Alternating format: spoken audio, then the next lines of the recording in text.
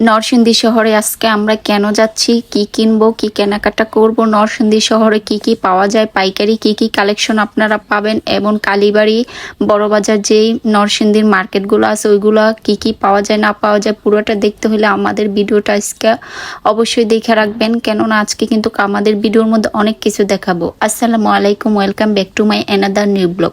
আনাস কিন্তু ওর নানু আর নানার সাথে কোথাও বেরোলে খুবই খুশি থাকে, আর সাথে যদি আমি থাকি তাহলে তোর খুশিতে মানে খুবই খুশি থাকে যদি আমরা সবাই ওকে নিয়ে কোথাও মাঝে মধ্যে ঘুরতে নিয়ে যাই। আর আনাসের এই খুশিটার জন্য কিন্তু প্রায় সময় আমরা ফুল ফ্যামিলি মিলে ওকে নিয়ে কোথাও ঘুরতে যাই। আর ফুল ফ্যামিলি বলতে আমি, আব্বু আর আম্মু আর আনাস, এই চারজনই কিন্তু আমরা সব জায়গায় আমাদের ভিডিওর মধ্যে দেখতে পান, কারণ আনাস কিন্তু আমাদের সাথেই কমফোর্টেবল ফিল করে। এরপর যাই হোক, আনাস আর আমরা সবাই মিলে কিন্তু এসেছি নরসিংদী বাজার। আর আনাস দেখুন এইটা দেখাচ্ছে ওইটা দেখাচ্ছে, মানে ও প্রচণ্ড খুশি হয়েছে।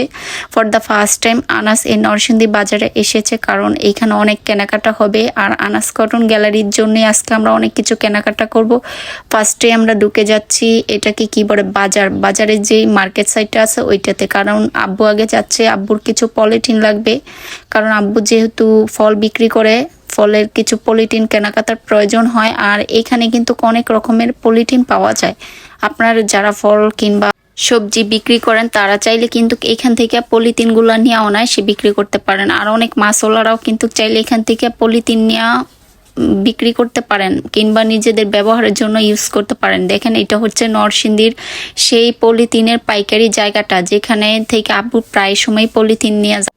তারপর আমি আর আম্মু একটু এদিকে মার্কেটটা ঘোরাঘুরি করছে। আম্মু দেখছে যে আরিয়ানের জন্য কি কি নেওয়া যায় এখান থেকে, কারণ এখানে দেখা যায় অনেক নিমার সেট উঠছে, কিন্তু আমার কাছে কাপড় কোয়ালিটি তেমন একটা ভালো লাগে নাই, কিন্তু দেখতে মাশাল্লাহ একটু একটু সুন্দর, কিন্তু কাপড়ের কোয়ালিটিটা আমার কাছে ভালো লাগে না। এর চেয়ে ভালো আমাদের মাধবদীতেই পাওয়া যায়।